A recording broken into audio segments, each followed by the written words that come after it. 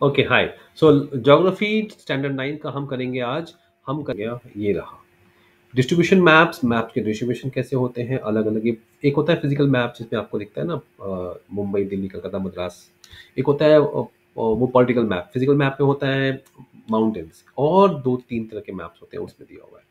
Endogenetic, endo मतलब अंदर, generation, genetic मतलब निर्माण।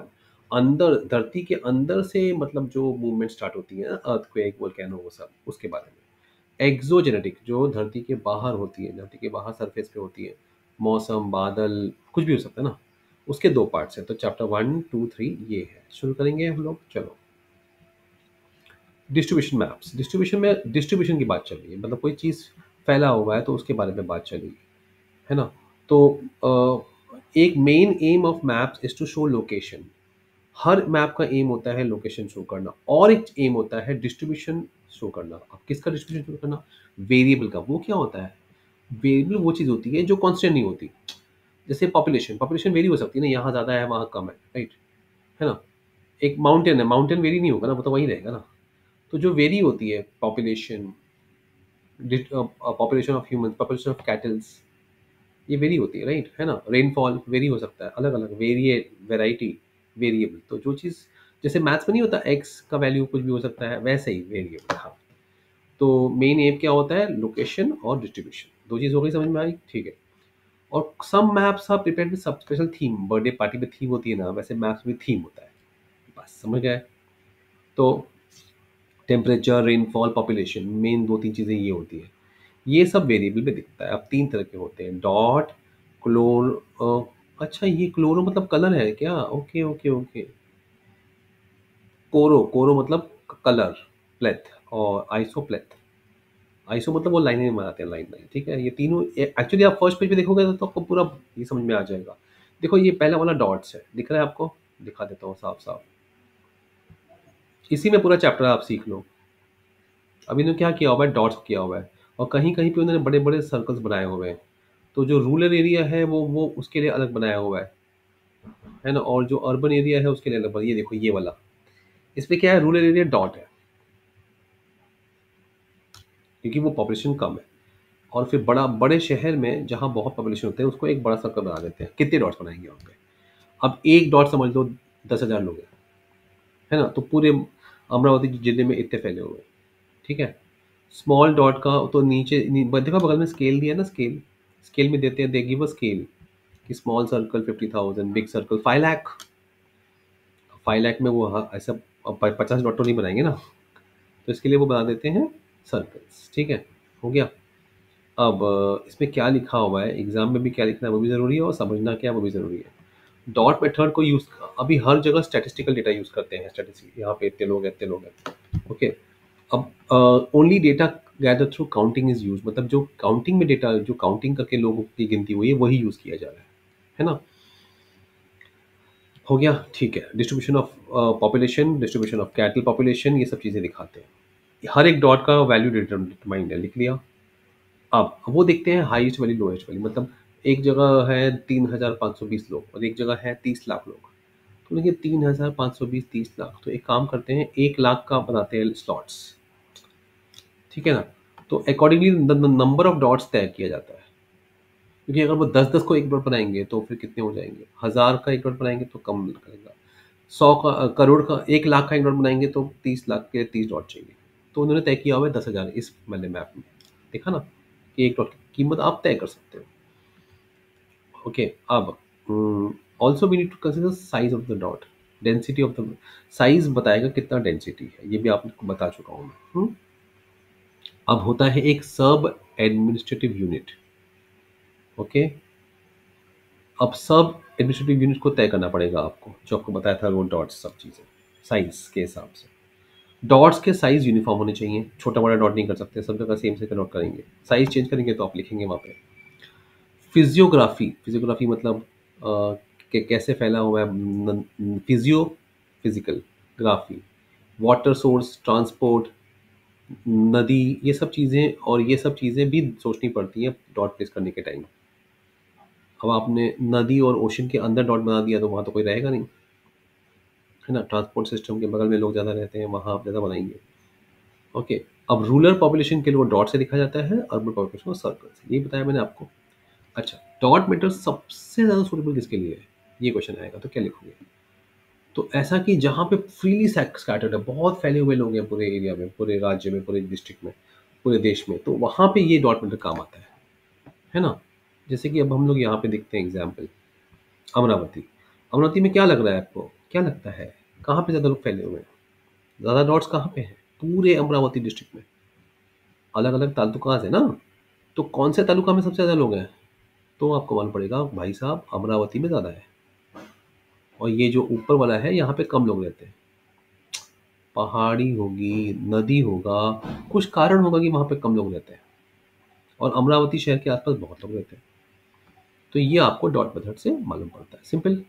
अब ये देखो, ये एक्चुअल है चिकलधारा। अब चिकलधारा में पॉपुलेशन कम है क्योंकि वो पहाड़ी है, चिकलधारा इतना खूबसूरत पहाड़ियाँ हैं, इसीलिए वहाँ पे देखो डॉट्स मिलेंगे नहीं आपको।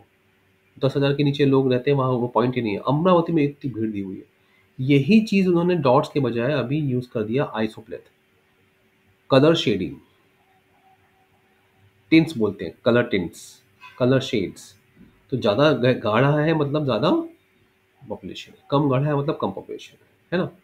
ये हो जाएगा सेम चीज़। और यहाँ पे लिख, एक आपको नेमिंग ज़रूरी होता है, डेंसिटी ऑफ पॉपुलेशन का ग्राफ है, ये लिखना पड़ता है। फिर आपने शेड का नंबर किया हुआ है कि 400 से ज़्यादा पर स्क्वायर किलोमीटर लोग रहते हैं तो आपने अमरावती को वो डार्क दिया हुआ है। 100 से कम लोग रहते हैं वो है चिकलधरा, राइट? तो इस तरह से ये देखो, दरियापुर। अब आपको दरियापुर का देखना है तो आपको वो शेड मैचिंग करनी है, तो मेरे ख्याल से वो 200 और 300 के बीच में है ना? ये हो जाएगा, टिंट्स बोलते हैं, टिंट है ना, ग्लास टिंट बोलते हैं ना, कार की ग्लास टिंट मतलब शेड।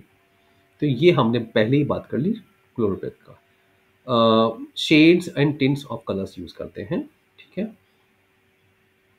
इसमें जो स्टैटिस्टिकल डेटा यूज नहीं करते, इसमें मेजरमेंट और सर्वेइंग से ऑप्टेन करते हैं डेटा, सर्वे करते हैं एरिया का, ठीक है। स्मॉलेस्ट लार्जेस्ट वैल्यू को लेते हैं and 5 to 7 classes are made, 5 to 7 अलग अलग शेड बनते हैं, ज़्यादा नहीं कम नहीं। Each class is assigned tent of the same colour के अलग अलग टेंट रहेंगे, या ब्लैक एंड व्हाइट पैटर्न रहेगा। Shades become darker when the values of the variable increases, ऐसा सेंटेंस लिखना है। ओके, अब देखो 300-400 के बीच में कौन सा है, क्वेश्चन पूछा हुआ है। 300-400 के बीच में कौन सा है? तो 300-400 के बीच में आपको दिखेगा कि यहाँ पे अंजनगांव, अचलपुर, अमरावती, मुझे तो ये 3 लग रहे हैं, है ना, और धरनी भी है, राइट? तो इस तरह से क्वेश्चन पूछेंगे तो आप आंसर कर सकते हो। अमरावती की डेंसिटी कितनी है, देखिए बताइए। अमरावती की डेंसिटी कितनी है, देखिए। अमरावती कहाँ है, मिला? हाँ, उसकी डेंसिटी कितनी है वो देखिए, देखिए देखिए, क्या आ रहा है आंसर? यस, 400 के ऊपर, है ना। नेक्स्ट, कौन से तालुका का लेस देन 300 है? 300 से कम, 300 से कम मतलब 100 वाले भी गिनने हैं, 200 भी गिनने हैं, 300 भी गिनने हैं, सब गिनने हैं।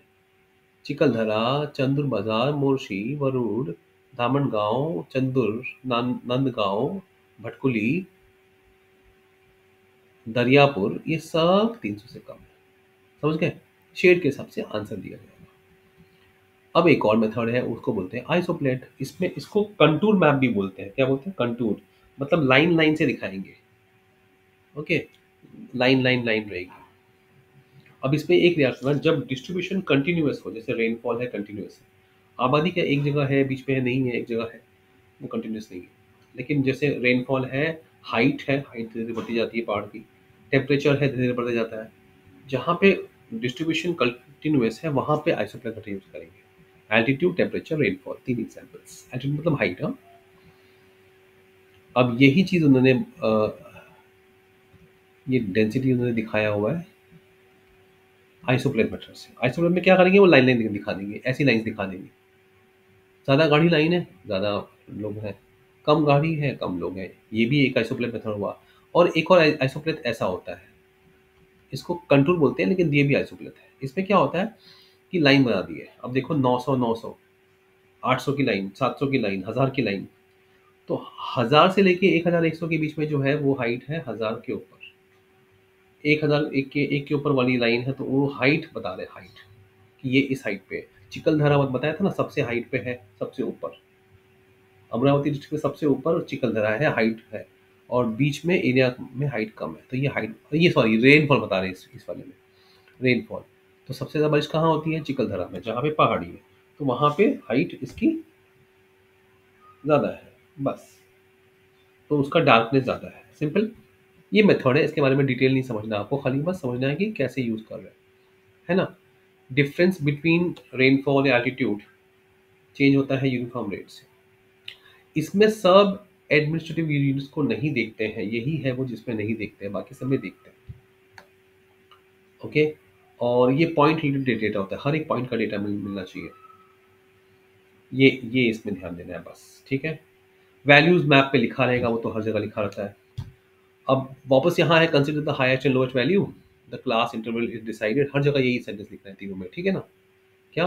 Highest and lowest values are of the variables are taken, considered, and the class interval is decided.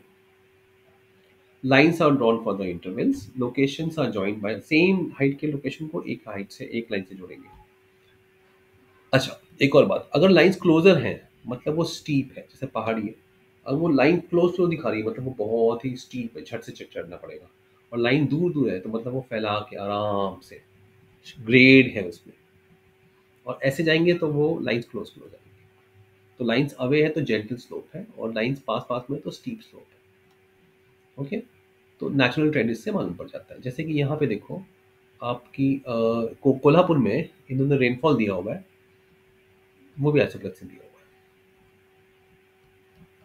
और इसके क्वेश्चन भी इजी होते हैं, कर सकते हैं आराम से। हाँ, और ये होता है आपका फिजिकल मैप, इसको बोलते हैं फिजिकल मैप, याद है ना। चलो, बस अब बहुत कुछ। अब फील्ड फील्ड विजिट का फायदा क्या है?